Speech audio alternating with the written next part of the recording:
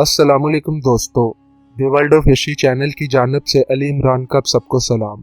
दोस्तों, जैसा कि आप सब जानते हैं, हमने खुलफा राशिदीन की सीरत के ऊपर एक यूट्यूब सीरीज का आगाज किया है जिसका नाम है द हिस्ट्री ऑफ राशिदीन कैलिफेट।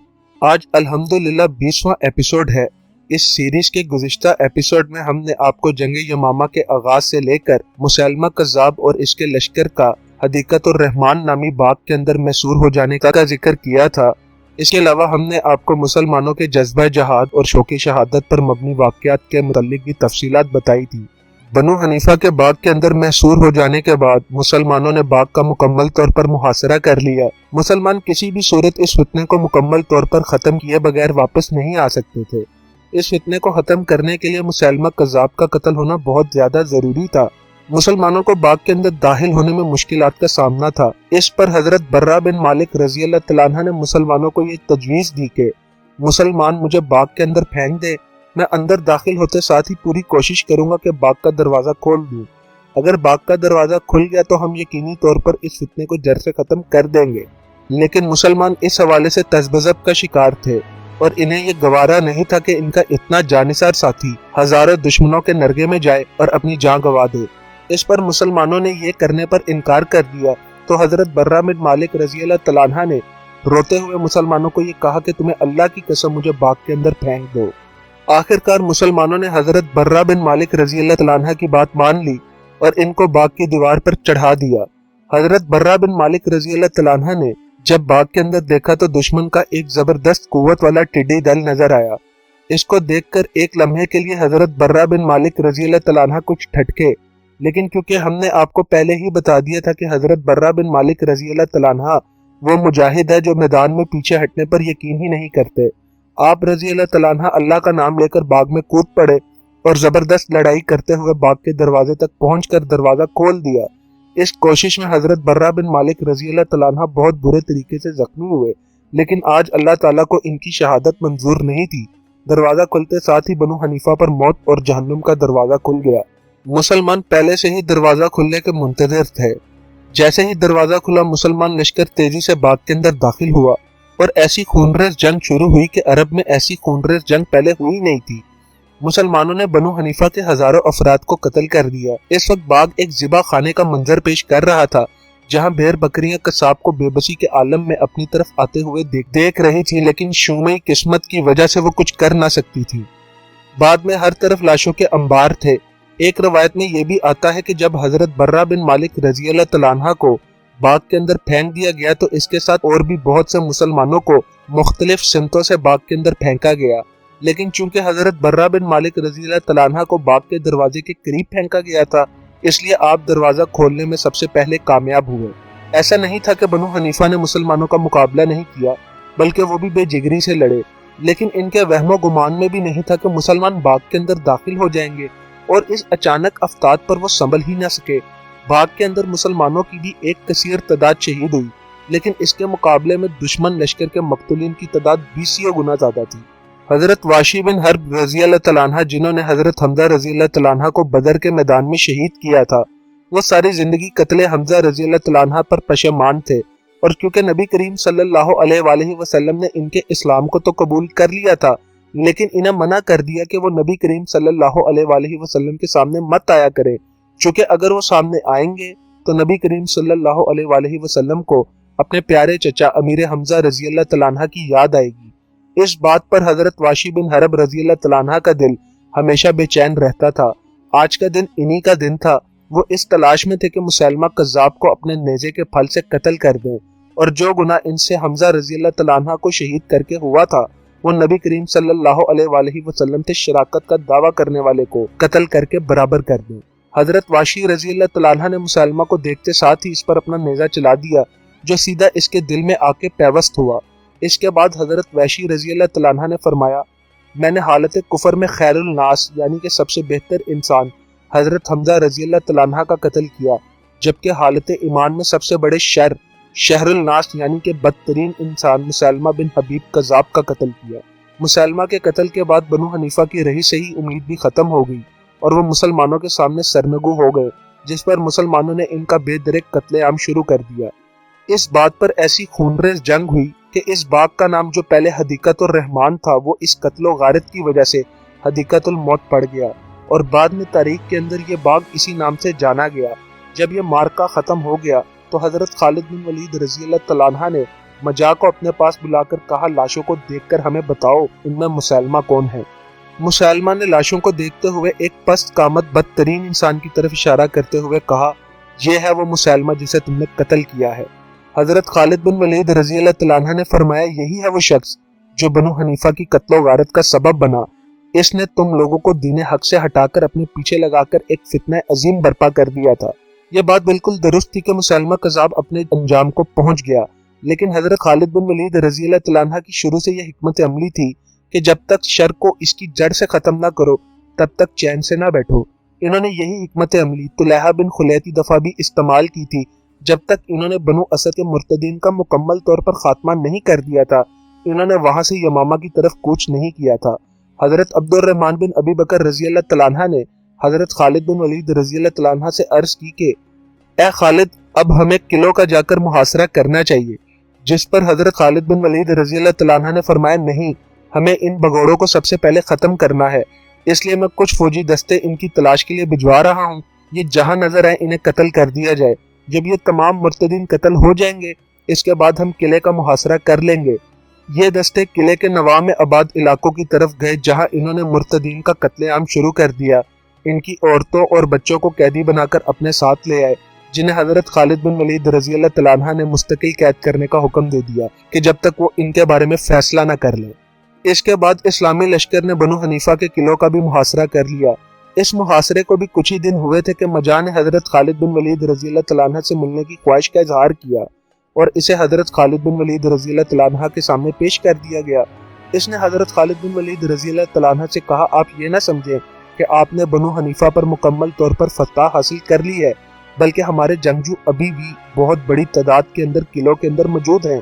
یہ لوگ آپ سے سخت مقابلہ کریں گے۔ اگر آپ مجھے کچھ دیر کے لیے شہر میں جانے کی اجازت دے دیں تو میں ان لوگوں کو آپ کے ساتھ صلح پر راضی کر لوں گا، بجائے یہ کہ ہم مزید قتل و غارت شروع کر دیں۔ حضرت خالد بن ولید رضی اللہ تعالیٰ عنہ کو معلوم تھا کہ اس خونریز جنگ کے بعد لشکر اسلام تھک چکا ہے اور اسے آرام کی ضرورت ہے، اس لیے آپ نے مجا کی بات پر یقین کرتے ہوئے اسے شہر کے اندر جانے کی اجازت دے دی، لیکن پیشگی شرط یہ رکھی کہ ہم اس بات پر بنو حنیفہ سے ہرگز صلح نہیں کریں گے کہ ہم انہیں اپنا غلام نہ بنائیں۔ مجا پر اعتبار کرنے کی ایک وجہ یہ بھی تھی کہ اس نے حضرت خالد بن ولید رضی اللہ تعالیٰ عنہ کی بیوی کو شہید ہونے سے بچایا تھا۔ مجا ایک بہت عیار انسان تھا، اسے معلوم تھا کہ قلعوں کے اندر کوئی بھی جاں باز موجود نہیں ہے، جیسا کہ اس نے حضرت خالد بن ولید رضی اللہ تعالیٰ عنہ سے کہا تھا اندر ہمارے ابھی بھی بہت سے جنگجو موجود ہیں۔ اس نے اندر جاتے ساتھ ہی وہاں کے لوگوں کو کہا کہ اگر تم مسلمانوں سے صلح کرنا چاہتے ہو اور اپنی جان بچانا چاہتے ہو تو ذرا بختر پہن کر قلعوں کی دیوار کے اوپر پہنچ جاؤ تاکہ مسلمان اس بات کی حقیقت کو تسلیم کر لے کہ قلعوں کے اندر ابھی بھی بہت سے جنگجو باقی ہیں۔ اس سے ہمیں مسلمانوں کے ساتھ صلح نامہ کرنے میں اور اس کی شرائط طے کرنے میں آسانی ہوگی۔ ان لوگوں نے بالکل ایسا ہی کیا اور ذرا بختر پہن کر فصیلوں پر چڑھ گئے، جنہیں دیکھ کر حضرت خالد بن ولید رضی اللہ تعالیٰ عنہ کو اس بات کا یقین ہو گیا کہ مجا نے ٹھیک کہا تھا کہ اندر ابھی بھی بہت سے جنگجو موجود ہیں۔ اس کے بعد مجا شہر سے باہر آیا اور اس نے حضرت خالد بن ولید رضی اللہ تعالیٰ عنہ کو یہ بتایا کہ اس کے شہر کے لوگ صلح نامے کے لیے تیار نہیں، وہ آپ سے دوبارہ لڑائی کے لیے تیار ہیں۔ حضرت خالد بن ولید رضی اللہ تعالیٰ عنہ جنگ کو مزید طول نہیں دینا چاہتے تھے کیونکہ لشکر اسلام تھک چکا تھا، اس لیے آپ نے مجا سے کہا ہم صرف نصف مال اسباب بغات لیں گے اور نصف قیدیوں کو بنو حنیفہ کے لیے چھوڑ جائیں گے۔ مجا تم جا کر ان لوگوں کو سمجھاؤ، تم لوگوں نے مسلمانوں کی قوت کو تو دیکھ ہی لیا ہے، اب خود کو قتل و غارت میں ڈالنا چاہتے ہو۔ اس پر مجا شہر گیا اور کچھ دیر بعد اس نے واپس آ کر کہا کہ وہ لوگ اس پر بھی صلح نامے کے لیے تیار نہیں ہیں، بلکہ وہ چاہتے ہیں کہ آپ صرف 1/4 حصہ لیں۔ اس پر حضرت خالد بن ولید رضی اللہ تعالیٰ عنہ نے قبولیت کا اقرار کیا اور صلح نامہ تحریر کروا دیا۔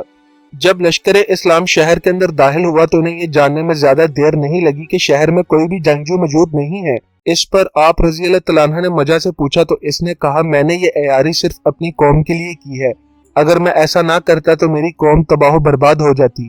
حضرت خالد بن ولید رضی اللہ تعالیٰ عنہ نے مجا کا یہ عذر مان لیا اور صلح نامے کی شرائط کو برقرار رکھا۔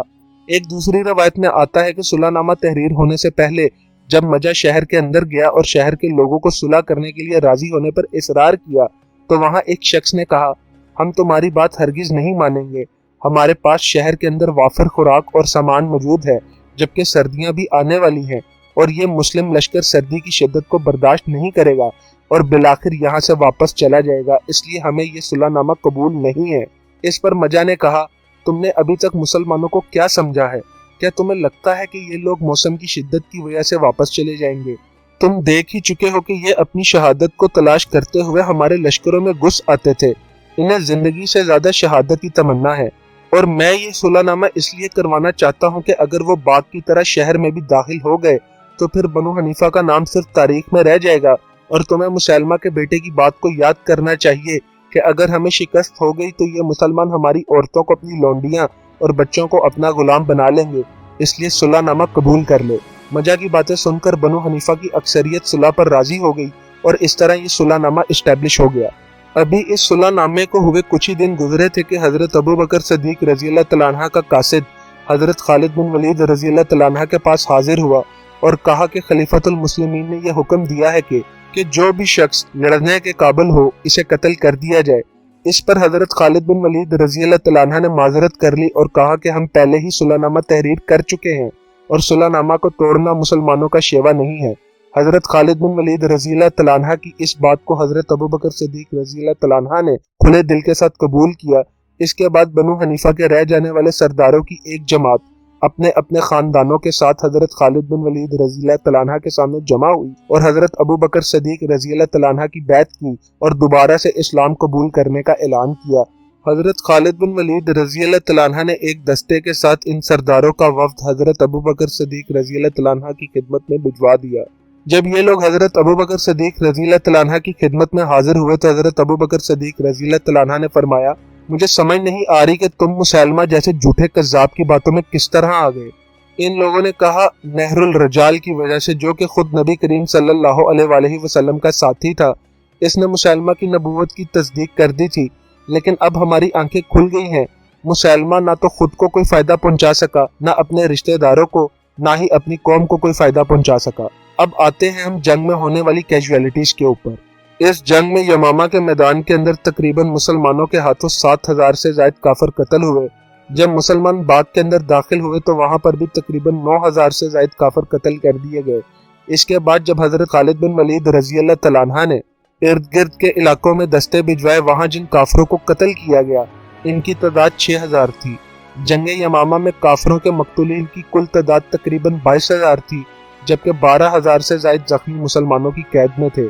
इस अजीम खून रेजी और बनु हनीफा की नस्ल कशी पर हजरत खालिद बिन वलीद रजी अल्लाह तआला अन्हु को बनु हनीफा पर तरस आया, जिसकी वजह से इन्होंने मजा की एयारी को जानते हुए भी सुलहनामा बरकरार रखा और फिर इन लोगों ने इस्लाम भी कबूल कर लिया था और ये आइंदा आने वाले दिनों में लश्कर इस्लाम के अंदर शामिल होकर दुश्मनाने इस्लाम के साथ लड़ भी सकते थे। जंग यमामा के अंदर मुसलमानों को अब तक की तमाम जंगों में सबसे ज्यादा नुकसान हुआ था। कहने को ये नुकसान बनु हनीफा के नुकसान के आगे कुछ भी नहीं था, लेकिन इससे पहले इतनी बड़ी तादाद में मुसलमान मुजाहिद किसी जंग में शहीद नहीं हुए थे। मुसलमान शोहदा की तादाद 1200 थी, जिनमें से 400 महाजिरीन जबकि 350 अंसार शामिल थे। बाकी शोहदा दीगर कबाइल से ताल्लुक रखते थे। हजरत जैद बिन खत्ताब रजी अल्लाह तआला अन्हु, हजरत अबू हुज़ैफा बिन उतबा रजी अल्लाह तआला अन्हु और हजरत सालिम रजी अल्लाह तआला अन्हु बदरी असहाब थे जो जंग यमामा में शहीद हो गए। इन शोहदा में हुफ्फाज और कुरान पाक के कारियों की बड़ी तादाद शामिल थी। इस जंग के बाद हजरत अबू बकर सदीक रजी अल्लाह तआला अन्हु ने हजरत उमर बिन खत्ताब रजी अल्लाह तआला अन्हु के मशवरे के बाद कुरान पाक को जमा करने का हुक्म दिया, चूँकि अगर तमाम हुफ्फाज शहीद हो जाते तो कुरान पाक दोबारा आसमानों पर उठा लिया जाता। मुसलमानों की एक बड़ी तादाद के शहीद हो जाने के बाद इनके रिश्तेदारों को जिस सदमे से दुचार होना पड़ा था, इसकी तलाफी सिर्फ इसी तरह हुई कि बिलाखिर इतनी शहादतों के बावजूद मुसलमानों ने जंग यमामा में फतह हासिल कर ली थी। हजरत अब्दुल्ला बिन उमर रजी अल्लाह तआला अन्हु, जो कि हजरत उमर बिन खत्ताब रजी अल्लाह तआला अन्हु के साहबजादे हैं, वो इस जंग में बड़ी बहादुरी के साथ लड़े और जब वो वापस अपने बाबा के पास आए तो हजरत उमर बिन खत्ताब रजी अल्लाह तआला अन्हु ने फरमाया, तुम्हारे चचा जैद बिन खत्ताब बहादुरी के साथ लड़ते हुए शहीद हो गए, तो तुम क्यों वापस आ गए? तुम्हें भी शहीद हो जाना चाहिए था। क्या तुम शौके जहाद के अंदर नहीं लड़े? फिर आप रजी अल्लाह तआला अन्हु ने फरमाया, ए जैद, तुम इस्लाम कबूल करने में भी मुझ पर सबकत ले गए और शहादत में भी मुझ पर सबकत ले गए हो। अल्लाह तुम्हारी शहादत को कबूल फरमाए। مکہ اور مدینہ میں شاید ہی کوئی گھر ایسا ہو جس میں کوئی شہید نہ ہوا ہو۔ اس وقت پوری امت مسلمہ خون کے آنسو بہا رہی تھی۔ اب سوال یہ ہے کہ اس جنگ کے بعد حضرت خالد بن ولید رضی اللہ تعالیٰ عنہ کے تاثرات کیا تھے؟ کیا وہ بھی بے چین اور نڈھال ہو گئے تھے؟ نہیں، ایسا ہرگز نہیں تھا، چونکہ اگر ایسا ہوتا تو وہ بعد میں عراق اور شام کی فتوحات میں لشکر اسلام کی قیادت نہ کرتے۔ صلح نامہ ہونے کے بعد حضرت خالد بن ولید رضی اللہ تعالیٰ عنہ نے مجا کو اپنے پاس بلایا اور کہا کہ اپنی بیٹی کا نکاح مجھ سے کر دو۔ مجا نے اس بات پر انکار کرتے ہوئے یہ کہا کہ آپ نے پہلے بھی مالک بن نویرہ کے معاملے میں یہی سب کچھ کیا تھا اور خلیفۃ الرسول اللہ صلی اللہ علیہ وآلہ وسلم سے بڑی مشکل سے آپ کی جان بخشی ہوئی تھی، اس لیے اب مجھے اس معاملے سے باز ہی رکھیں اور میری کمر توڑنے پر نہ اتریں، نہیں تو آپ حضرت ابو بکر صدیق رضی اللہ تعالیٰ عنہ کے عتاب کا شکار ہو جائیں گے۔ اس پر بھی حضرت خالد بن ولید رضی اللہ تعالیٰ عنہ نے مجا کی بات کو نہ مانا اور بالآخر مجا کو اپنی بیٹی کی شادی حضرت خالد بن ولید کے ساتھ کرنی ہی پڑی۔ حضرت خالد بن ولید رضی اللہ تعالیٰ عنہ نے دوبارہ وہی غلطی کی جو اس سے پہلے مالک بن نویرہ کی دفعہ کی تھی، جبکہ اب تو حالات اور بھی بدتر تھے، چونکہ سامنے مسلمانوں کی 1200 لاشیں پڑی تھی اور حضرت خالد بن ولید رضی اللہ تعالیٰ عنہ شادی فرما رہے تھے۔ اس بات کی خبر حضرت ابو بکر صدیق رضی اللہ تعالیٰ عنہ کو ملی تو آپ نے خالد کے نام یہ خط لکھا: اے خالد بن ولید، کیا تمہاری عقل مکمل طور پر ختم ہو چکی ہے یا انسانیت ہی مردہ ہو گئی ہے؟ میں نے تمہیں وہاں لڑنے کے لیے بھیجا تھا یا عورتوں سے نکاح کرنے کے لیے؟ تم عورتوں سے نکاح کرنے میں مصروف ہو، جبکہ تمہارے خیمے کے سامنے مسلمانوں کی 1200 لاشیں پڑی ہیں، ابھی تو ان کا خون بھی زمین میں جذب نہیں ہوا۔ خیر، اس معاملے میں ہم اتنا ہی ذکر کریں گے۔ جنگ یمامہ کے بعد مہرہ، عمان اور یمن کی جنگیں ہوئیں جو جنگ یمامہ سے زیادہ خطرناک نہ تھیں، اس لیے حضرت خالد بن ولید نے کچھ چین کا سانس لیا اور حضرت ابو بکر صدیق اور ریاست مدینہ میں بھی لوگ اس حوالے سے پرسکون ہو گئے کہ اب مدینہ پر حملے کا کوئی خاص خدشہ نہیں بچا۔ اس کے بعد حضرت خالد بن ولید رضی اللہ تعالیٰ عنہ اپنی دونوں بیویوں کے ساتھ یمامہ کی ایک وادی وبر میں مقیم ہو گئے اور وہاں تب تک مقیم رہے جب تک حضرت ابو بکر صدیق نے انہیں عراق جانے کا حکم نہ دے دیا۔ دوستوں، میں امید کرتا ہوں آپ کو آج کا یہ ایپیسوڈ بہت زیادہ پسند آیا ہوگا۔ اس ایپیسوڈ کے ساتھ ہی فتنہ یمامہ کی تفصیلات بھی مکمل ہو گئیں۔ اس سیریز کے آئندہ آنے والے ایپیسوڈ میں ہم بحرین، عمان، مہرہ، یمن، کندہ اور خزر موت میں ہونے والی جنگوں کا ذکر کریں گے۔ اس لیے میری آپ سے گزارش ہے کہ چینل کو سبسکرائب کر دیں اور بیل آئیکن پر کلک کر دیں تاکہ آپ کو آئندہ آنے والی ویڈیوز کے نوٹیفیکیشن مل سکیں، اور ویڈیو کو لائک اور شیئر کر دیں اور اپنی قیمتی آراء کا اظہار اس ویڈیو کے کمنٹ سیکشن میں کریں۔ درود و سلام ہو پیارے آقا حضرت محمد صلی اللہ علیہ وآلہ وسلم کی ذات اقدس پر، آپ صلی اللہ علیہ وآلہ وسلم کے اہل بیت اطہار علیہ السلام پر، اور آپ صلی اللہ علیہ وآلہ وسلم کی ازواج مطہرات رضی اللہ تعالیٰ عنہ پر، اور آپ صلی اللہ علیہ وآلہ وسلم کے اصحابہ کرام رضی اللہ تعالیٰ عنہ پر۔ اللہ تعالیٰ آپ لوگوں کا نگہبان ہو۔ مجھے اپنی دعاؤں میں یاد رکھیے گا۔ اللہ حافظ۔